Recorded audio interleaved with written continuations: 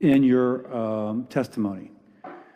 Now, first, as context, I have seen that the GDP of Europe over the last 20 years, which is roughly equal 20 years ago to the US, collective GDP, has flattened out and ours has grown. Now, there is a relationship, we all know, between power usage and with economic growth.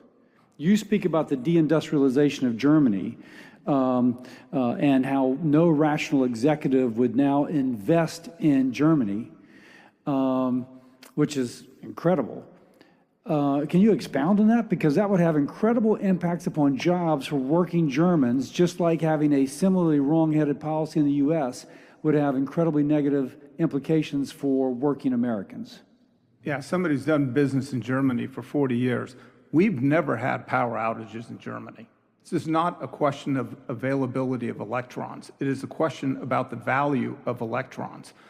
And in Germany, I'm paying for coal, I'm paying for solar, I'm paying for wind, I'm paying for nuclear from France, and I'm paying for imports of gas coming in from the United States. I'm paying for 5 sources.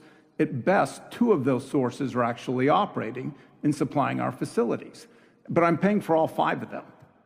I mean, that literally, and you add on to that the regulatory, the carbon taxes, and the cost above that, and I'm paying roughly about 6 times more for electricity for exactly the same facility. In your state of Louisiana, we operate a very large facility in Geismar, Louisiana, and we operate virtually the same facility. So how many people did you employ at peak in Germany? Oh, in Europe, across Europe, was about 6,500. At peak? At peak. And where are you now?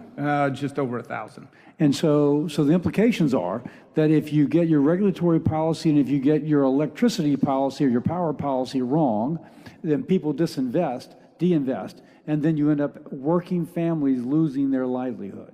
Not just ours, but our customers, our suppliers, the entire supply chain. I once heard you say, going to another portion of your testimony, intriguing conversation, you're suggesting that the chemical industry may be more carbon intensive, but the downstream effect is to decrease carbon intensity. You use the example of using carbon fiber instead of steel in a plane. I can imagine how much fuel that saves in a plane, but I can imagine that the carbon intense carbon fiber, by definition, may be a little bit more carbon intense to produce, or at least roughly equal. But it saves you more in life cycle. That's right. Can you elaborate on that? Because I think there's probably other examples. No, we earlier, the senator, I believe it was King, that had the cabling. The wraparound of that cabling is that carbon fiber is going to be, for the most part, an epoxy material that obviously insulates a lot of that transmission. That's the same materials that are going in and is lightening the load, lightening the transmission, making these things stronger.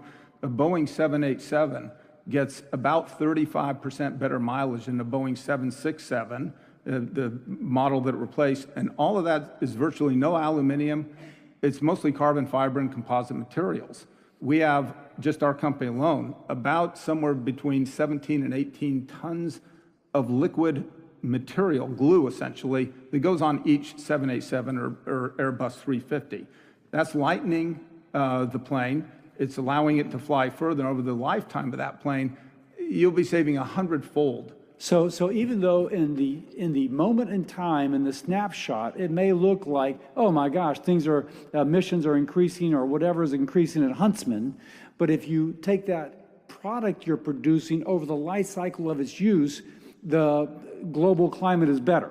If you're looking at it from the perspective of carbon. That's right. I'd also tell you, though, that our carbon's actually coming down. I accept that, too. Our manufacturing. We're getting the benefit of both. Better, lighter usage on the customer side and also the manufacturing side. Sounds good. Well, next is going to be Senator Padilla. Thank you, Mr. Chairman. Excuse me, hang on. I have Padilla before Cantwell. That's the list given to me.